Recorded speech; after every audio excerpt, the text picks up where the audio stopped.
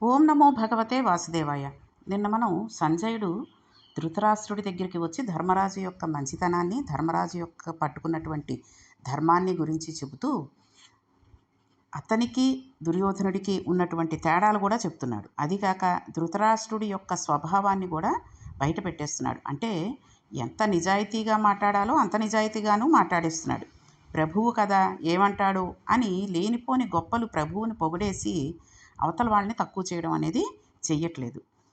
ఆయన అన్నాడు, నీకు దుర్యోధనుడు ఎంత చెప్తే అంత, ధర్మాన్ని మనసులో పెట్టుకుని నీ అంత నువ్వు ఆలోచన చెయ్యవు. అవతల వారు అంత ఓర్పు పడుతున్నారు కదా, యుద్ధం జరగకుండా ఉండడానికి మన వైపు నుంచి ప్రయత్నం చేద్దామన్న ఆలోచన నీకు లేదు. మహారాజు ఒక్కడే ఉన్నప్పుడు మనసులో అరమరిక లేకుండా మాట్లాడతాడు. దుర్యోధనుడు పక్షపాత బుద్ధి కలిగిన కన్న సకులను అడుగుతాడు. అది నీకు చెబితే నువ్వు దుర్యోధనుడు చెప్పిందే వింటావు. ధర్మాధర్మాలు కావాలా, పాపపుణ్యాలు కావాలా అన్నది నీకు అక్కర్లేదు. పెద్దవాడివి, తండ్రంత వాడివి అని నువ్వు చేసిన నిర్ణయానికి కట్టుబడి ఉంటానని ధర్మరాజు అనుకుంటాడు. నువ్వు ధర్మానికి కట్టుబడి నిర్ణయం చెయ్యవు. అది నీ జీవితంలో పెద్ద బలహీనత. నీ పుత్రవ్యామోహం వలన నీ కొడుకుని నువ్వు శాసించలేవు. ఈ విషయంలో అనుమానం ఏమీ లేదు. నీ విధానం ఎప్పుడూ ఎందుకు బాగుపడదు అంటే నీ బుద్ధితో నువ్వు ఆలోచించవు. నీ బుద్ధికి ధర్మాన్ని ఆధారం చేసుకుని ఆలోచించడం నీకు రాదు. నీ బ్రతుకంతా ఎప్పుడూ దుర్మార్గపు ఆలోచనలు చెప్పే కొడుకు మాట వినడమే. నువ్వు సరైన నిర్ణయం చేయలేవు. కాబట్టి అవతలవాడు ఎంత మంచివాడైనా నీకు ఒరిగేదేమీ లేదు, సాధించేది ఏమీ లేదు. ఎన్ని అవకాశాలు వచ్చినా నీ జీవితంలో నిలదొక్కుకోవడం నీ చేత కాలేదు. కొడుకుని నియంత్రించుకోలేని తనమే ఇంత దూరం వచ్చింది. నీ వల్లే ఆ పైన జరిగే సర్వనాశనము జరుగుతుంది. లోకంలో భార్యాబిడ్డలు లేని వారికి ఇల్లు వ్యామోహం ఉండదు. ఒకచోట స్థిరంగా ఉండకుండా ఆయన దేశదిమ్మరలా తిరుగుతూ ఉంటాడు. ఒక ఇంట్లో ఉండి అన్నం తినేవాడు అంటే ఆయనకు ఒక భార్య ఉంది, పిల్లలున్నారు అని అర్థం. ఆయన అన్నం తిని బతకడమే కాకుండా వాళ్ళ మేలు కూడా చూడాలి, వాళ్ళకి మంచి చెడు చెప్పాలి. నువ్వు అలా ప్రవర్తించలేవు కనుక భార్యాబిడ్డలు లేని దేశదిమ్మరలా ఉన్నావు. బిడ్డల క్షేమం కావాలి అంటే వారికి ఏది క్షేమమో అది చెప్పాలి. అలా చెప్పే ధైర్యం, మంచి బుద్ధి నీకు లేవు. వారు తమకు ఏది క్షేమమని అనుకుంటారో నువ్వు అదే చేస్తూ ఉంటావు. అది వాళ్ళు క్షేమంగా ఉండే విధానాన్ని కోరుకోవడం లేదు, మరణించే విధానాన్ని కోరుకుంటున్నారు. అవతల వారు ఎంత మంచివారైనా ఎలా బతుకుతారు?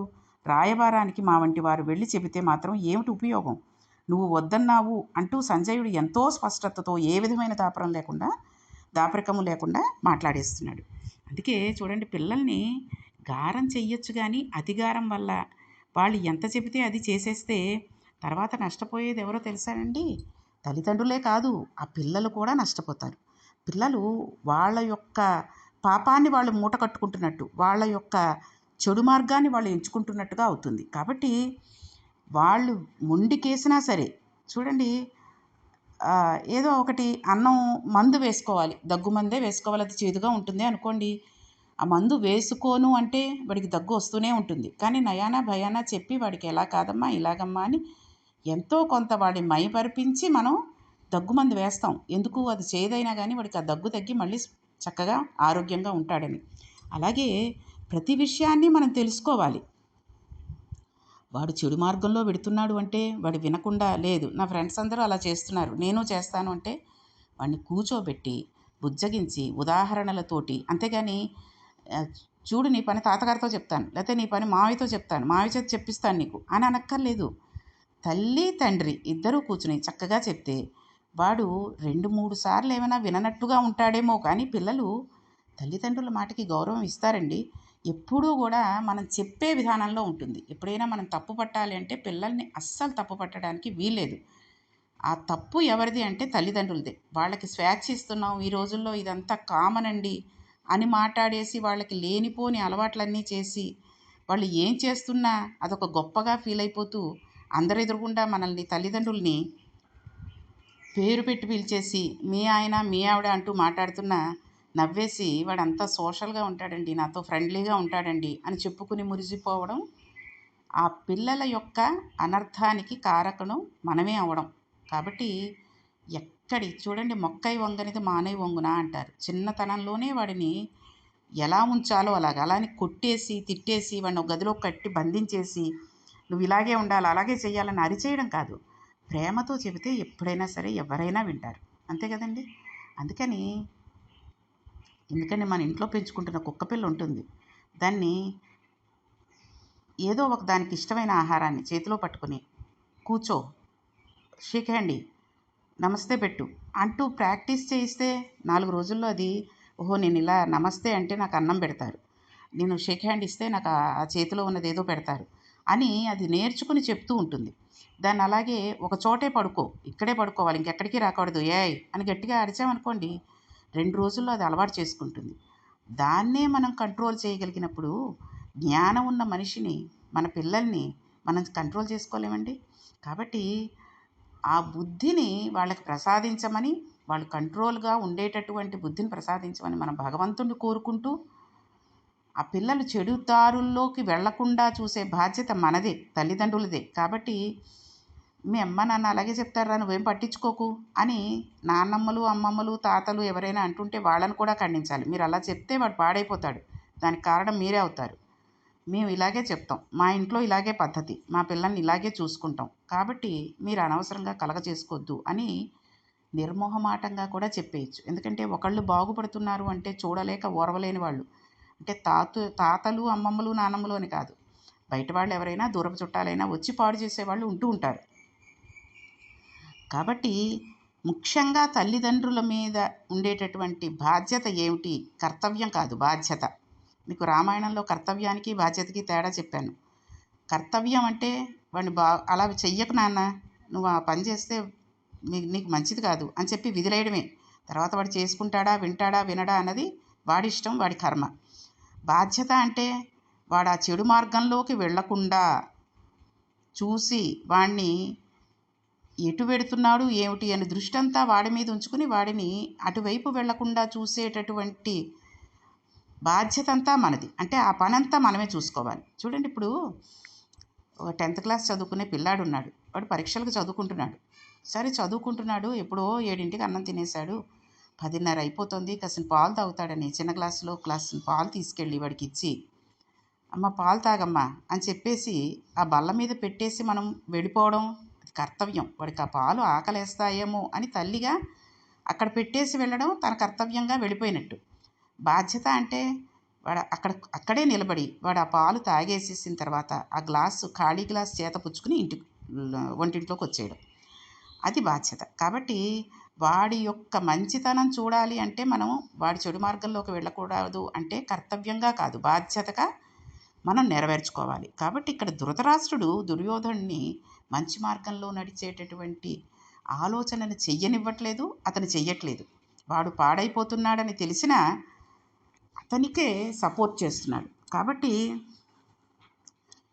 భార్యాబిడ్డలు లేని వాళ్ళు ఎలా దేశదిమ్మరిగా తిరుగుతారో నీ పరిస్థితి అంతే. అంటే భార్యాబిడ్డలు ఉన్నా వాళ్ళ మంచి చెడులు చూసుకునే బాధ్యత నువ్వు పట్టించుకోవట్లేదు.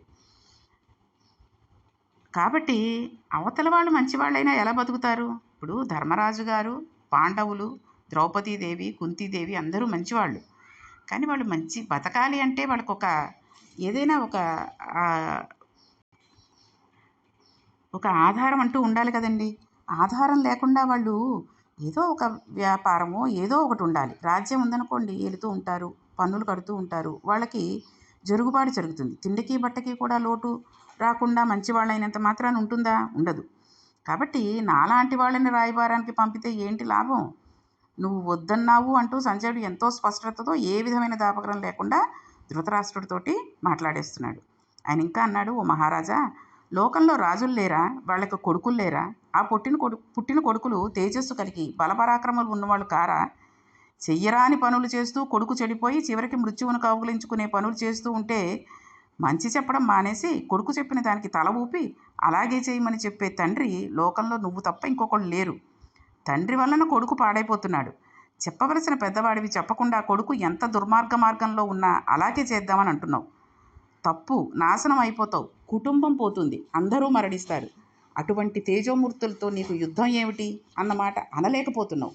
మహారాజా, ఒకసారి ఊళ్ళోకి వెళ్ళి చూడు, రాజ్యంలో ఎక్కడ చూసినా నీ వంటి పెనువేప విత్తు దుర్మార్గుడు లోకంలో ఉండడని, కొడుకుల మాట వినడం తప్ప ధర్మం గురించి కించిత్ కూడా నీకు పట్టదని, నీ వలన చివరకు మహాయుద్ధం జరుగుతుందని, లోకం అంతా నశిస్తుందని జనులందరూ తిడుతూనే ఉంటే వినలేకపోతున్నాను. ఒక ప్రభువుని ప్రజలు ఆయన గుణాలను చూసి పరిపాలనను చూసి మెచ్చుకుని అభినందించినప్పుడు గొప్పతనం.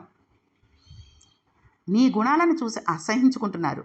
నీ గురించి మాట్లాడుకునే మాటలు వింటే నాకు సిగ్గేస్తోంది. చెవులు పుచ్చిపోయిన బాధ కలుగుతోంది. ఇలా చెప్పినా నువ్వు మారవు. నీకు కొడుకు చెప్పిన మాటే కావాలి అంటే నీకు చెప్పగలిగిన వాళ్ళు ఎవ్వరూ లేరు. శకుని, దుశ్శాసనుడు ఎప్పుడూ మాత్సర్యంతో మాట్లాడుతూ ఉంటారు. అది విని బొమ్మలాగా దుర్యోధనుడు నీ దగ్గరకు వస్తాడు. వాళ్ళు ముగ్గురు ఏమి మాట్లాడారో అదే నువ్వు వింటావు. వినడమే కాక అందులో దోషం ఉంటే తప్పు, అలాంటి ఆలోచన చేయకూడదు అని చెప్పవు. దానిని ఒప్పుకొని అదే ఆచరించాలని ప్రయత్నిస్తావు. నీ ప్రవర్తన వలన నీ చేతకానితనానికి పాండవులు ఎంతో విసిగిపోయి ఉన్నారు. నీ పుత్ర వ్యామోహానికి వాళ్ళు ఎన్నో కష్టాలు, అవమానాలు పడ్డారు. ఓర్పు చచ్చిపోయి ఒక్క క్షణం హద్దు దాటితే నీ వంశం మిగలదు. పాండవుల గురించి ఏమనుకుంటున్నావు అంటూ ఏకాంతంలో ప్రభువు క్షేమం కోరుకున్న ఒక దూత స్వాతంత్రం తీసుకుని ఏం మాట్లాడతాడు? ప్రభువు పాడైపోతున్నాడు, చెడిపోతున్నాడేమో అని అనుమానం ఉన్నా, తెలిసి ఉన్నా, ఆయన క్షేమం కోరుకున్న వారైతే ఏకాంతంలో దగ్గర కూర్చుని మాట్లాడే మంత్రి ఉండటం అదృష్ట విశేషం. అంతే. దురదృష్టం ఆయన ఎవరి మాట వినకపోవడం. ఎవరు? ధృతరాష్ట్రుడు. కాబట్టి కావలసింది దుర్యోధనుడు ఒక్కడే. ఓ మహారాజా, మన వాళ్ళలో ఉన్న చాలా పెద్ద ప్రమాదకరమైన పోకడ ధర్మరాజు సహనాన్ని అర్థం చేసుకుపోవడంలో లోటు ఉంది. ధర్మరాజు ఓర్పు పడుతుంటే అది ఓర్పు అనుకోకుండా ఆయన వీళ్ళని చూసి భయపడుతున్నాడు, చేతకానితనం అనుకుంటున్నారు తప్పితే సహనము అన్న గీత దాటితే ఉత్తరక్షణం జరిగే విపత్కర పరిస్థితి గురించి, వీళ్ళు నాశనమయ్యే పద్ధతి గురించి కించిత్ కూడా ఆలోచించలేకపోవడం నీ వైపు ఉన్న వాళ్ళందరిలో ఉన్న దోషం. కపట జూదం జరిగిన నాడు ఈ భయంకరమైన ముసలం పట్టింది. ఆ రోజు నువ్వు ఉపేక్షతో చూస్తూ ఊరుకోకుండా, ఏం జరుగుతున్నదో తెలిసి కూడా ఊరుకోకుండా ఆనాడు ఆపు చేసి వాళ్ళకి అందవలసిన వైభవం వాళ్ళకిచ్చి నీ కొడుకును నియంత్రించి ఉంటే ఇంత దూరం వచ్చి ఉండేది కాదు. ఇంత పడవలసినటువంటి అవసరం ఉండేది కాదు. ధర్మరాజు సహనాన్ని పట్టడమే కాక గొప్ప చాతుర్యం ఉన్నవాడు. మౌనంగా ఏం మాట్లాడకుండా ఓర్పుతో ఉంటాడు. ప్రజలు జరిగిన విషయాన్ని తెలుసుకుని తర్కించుకోలేనటువంటి అమాయకులు కారు. జరిగినది తెలుసుకుని ఎవరు ధర్మాన్ని విడిచిపెట్టారు, ఎవరు పట్టుకున్నారు, ఎవరు దుర్మార్గులు, ఎవరు సన్మార్గులు అని నిర్ణయించుకుంటారు. ప్రజలందరూ తప్పు చేసిన వారిని నింద చేసే వరకు ధర్మరాజు ఎదురు చూస్తాడు. రాజు ప్రజాబలాన్ని పొందుతాడు. పాండవులు అరణ్య అజ్ఞాతవాసాలు 13 ఏళ్ళు చేశారని నువ్వు అనుకుంటున్నావు. ఈలోగా ప్రజలు వాళ్ళు పడుతున్న కష్టానికి ఒకనాడు కీలకమైన ఘట్టంలో నువ్వు పట్టిన మౌనమే ప్రధాన కారణమని నిన్ను ఎంతగా నింద చేస్తున్నారో నీ బుద్ధికి ఎక్కడం లేదు. నిజానికి ప్రజలందరూ నీకు వ్యతిరేకంగా ఉన్నారు. నీ మీద ఎవరికీ అభిమానం లేని ఈ స్థితిలో ధర్మరాజుకు జరగవలసిన కార్యం తేలికవుతుంది. లోకమంతా నువ్వే జరిగిన అన్యాయానికి కారణం అని తీర్పు ఇచ్చి ఉంది. ఇటువంటి పరిస్థితి నీకు ఏర్పడిన తర్వాత దిద్దడానికి ఇప్పటికైనా ప్రయత్నం చేయకపోతే గీత దాటి యుద్ధానికి వస్తున్నానని ధర్మరాజు ఒక్క మాట అంటే ఆపడం ఎవరితరం కాదు. ఉన్న ఆఖరి అవకాశం వెళ్ళిపోతోంది. ఈ సమయంలో కూడా నువ్వు నీ బిడ్డల క్షేమం కోరకుండా, ధర్మపక్షపాతం వహించకుండా ఇలాగే మౌనంగా ఉండి ఏదో చాతుర్యం ప్రదర్శిద్దామని, నీ కొడుకుకు ఏదో ఒరుగుతుందని అనుకుంటే జరిగేది అపకారమే అని స్పష్టంగా చెప్పి అంత దూరం నుంచి రథంలో ప్రయాణం చేయడం వలన శరీరం బడిలిపోయింది, మనసు కూడా స్వాధీనంలో లేదు, చాలా పొద్దుపోయింది. ఇప్పుడు వెళ్ళి విశ్రాంతి తీసుకుని నేను రేపు ఉదయం తిరిగి వచ్చి నీ కొడుకులు, బంధువులు, మిత్రులు, పెద్దలు అందరూ సభ తీర్చి ఉండగా అక్కడ ఏం జరిగింది అన్న విషయాలన్నిటినీ సభా మండపంలో మళ్ళీ చెబుతానని సంజయుడు బయలుదేరి వెళ్ళిపోయాడు. అంటే చెప్పవలసిన మంచి విషయాలన్నిటినీ చెప్పాడు. మారమని నొక్కి నొక్కి చెప్పాడు. నిస్సందేహంగా అతనిలో తప్పు ఉంది అని చెప్పేశాడు. కాబట్టి అన్నీ చెప్పిన తర్వాత కూడా ధృతరాష్ట్రుడు మారుతాడన్న నమ్మకం నాకు లేదు, అంటే సంజయుడికి లేదు అని చెప్పి అతడు అలిసిపోయి ఉన్నాను కాబట్టి మళ్ళీ రేపొచ్చి మాట్లాడతాను సభలో అని చెప్పి వెళ్ళిపోయాడు. అలా ఉన్నది ఉన్నట్లుగా మాట్లాడి వెళ్ళిపోయిన కారణానికి ఉలికిపాటు కలిగి పరిస్థితి విషమిస్తుందని భయపడ్డాడు ధృతరాష్ట్రుడు. అలాగని దుర్యోధనుడి పిలిచి మందలించే బుద్ధి లేదు. మనసులో రాజ్యమంతా దుర్యోధనుడికి దక్కాలన్న పేరాశ. స్వస్థతగా లేడు కనుక నిద్రపట్టలేదు. కాసేపు మంచి మాటలు వింటే ఆ కారణం చేత మనసు ఊరట పొందుతుంది. అలా మంచి మాటలు చెప్పగలిగిన వాడు ఎవరున్నాడు? విదురుడు అని నమ్మాడు. చూడండి, ఒక్కొక్క పరిస్థితుల్లో పిల్లలు తప్పు చేస్తే ఆ పిల్లలు తప్పు చేశారు, వాళ్ళని ఎలా మార్చాలి, వాళ్ళని ఒక మంచి మార్గంలోకి ఎలా తేవాలి అని తల్లిదండ్రులకు నిద్ర పట్టదు. సర్వసాధారణంగా అదే ఉంటుంది. కానీ ఇక్కడ ధృతరాష్ట్రుడికి, దుర్యోధనుడికి కీడు జరుగుతుంది, అతడు యుద్ధంలో మరణిస్తాడు అని తెలిసిపోతున్నా సరే అతన్ని మంచి మార్గంలో నడు అని చెప్పలేని పరిస్థితుల్లో ఉన్నాడు. మందలించేటటువంటి జ్ఞానం కూడా లేనటువంటి స్థితిలో ఉన్నాడు. కాబట్టి అతనికి నిద్ర పట్టట్లేదు. అంటే ఎంత నీచ స్థితికి దిగజారిపోయాడో, కుళ్ళు స్వభావంతో ఉన్నాడో మనకి ఇక్కడ అర్థమైపోతుంది. కాబట్టి మంచి విషయాలు చెప్పగలిగినప్పుడు పిల్లలకి నిస్సందేహంగా చెప్పేయడమే. లేకపోతే వాళ్ళు పాడైపోతే మనము పాడైపోతాం, మన వంశం పాడైపోతుంది. కాబట్టి అటువంటి మంచి బుద్ధులన్నిటినీ కూడా పిల్లలకి మనం నేర్పించాలి. కాబట్టి ఇప్పుడు చూడండి, మనకి ఎప్పుడైనా మనసు బాగుండకపోతే, ఏదైనా ఒక విసుగు కలిగో, లేకపోతే ఏదైనా ఒక బాధ కలుగో, ఇంట్లో ఏదైనా జరగకూడని విషయం జరగడమో, లేకపోతే భార్యాభర్తలో పిల్లలో ఏదో దెబ్బలాటో, లేకపోతే వాళ్ళు చేసిన పనులకి మనకి చిరాకు రావడమో, మనస్సు బాధపడటమో జరిగిందనుకోండి, నిద్ర పట్టదు. అప్పుడు ఏం చేస్తాం? మంచి విషయాలు అంటే ఏదో భగవత్ సంబంధమైన చాగంటి గారు చెప్పిన విషయాలు, ఎవరో మంచి మంచి ప్రవచనాలు, లేకపోతే దేవుడికి చెందినటువంటి భక్తి పాటలు, శ్లోకాలు వింటూ గనక మనం అలాగా మౌనంగా ఉంటే మనసు ప్రశాంతతని పొంది ఆ నిద్ర పట్టి కాస్త ఊరట కలుగుతుంది. అలాగే అలాంటి బుద్ధి అలా చేస్తే మనసు మంచి విషయాలని వింటే ఊరట కలుగుతుంది అనేటటువంటి విషయం ధృతరాష్ట్రుడికి మళ్ళీ ఈ విషయం తెలుసు. అది ఎవరు చెప్తారు? విదురుడు చెప్తాడు అని కూడా తెలుసు. కాబట్టి విదురుడు మంచి మాటలు చెప్తాడు, చెప్పగలిగినవాడు అని ధృతరాష్ట్రుడు నమ్మాడు.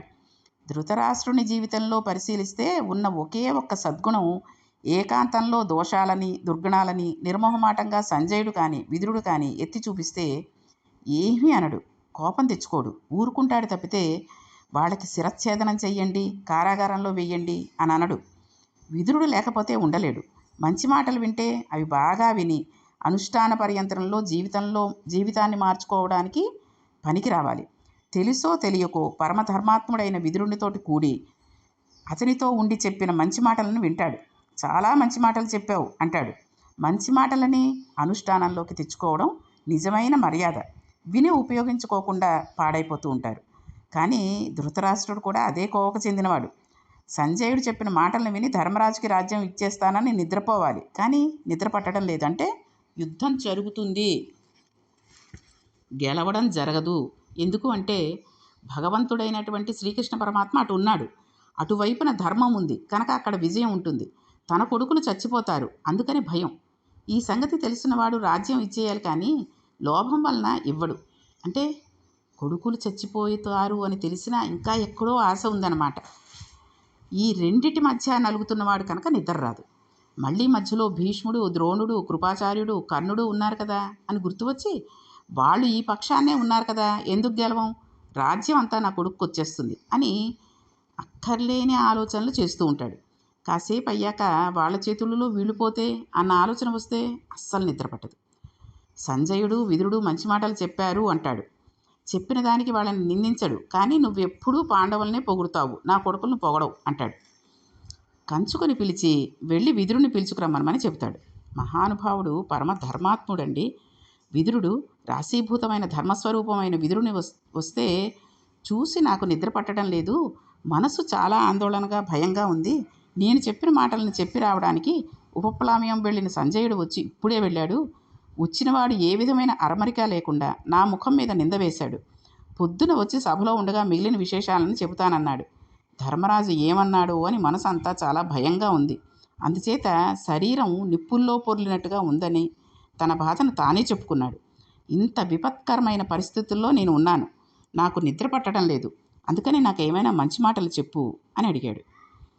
అంటే తను చేస్తున్న పని తప్పు అని తెలిసినా ఎవరూ చూడట్లేదులే అని కళ్ళు మూసుకుని చేసేసేవాడు ఎంత దౌర్భాగ్యుడో, అంతటి కుచిత స్వభావం కలిగిన వాడు ధృతరాష్ట్రుడు. మంచి మాటలు చెప్తే మనసు కరుగుతుంది, కానీ బుద్ధి మారుతుందిటండి, మారదు.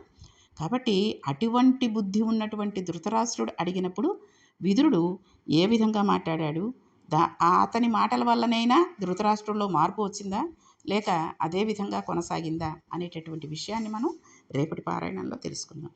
ఓం నమో భగవతే వాసుదేవాయ.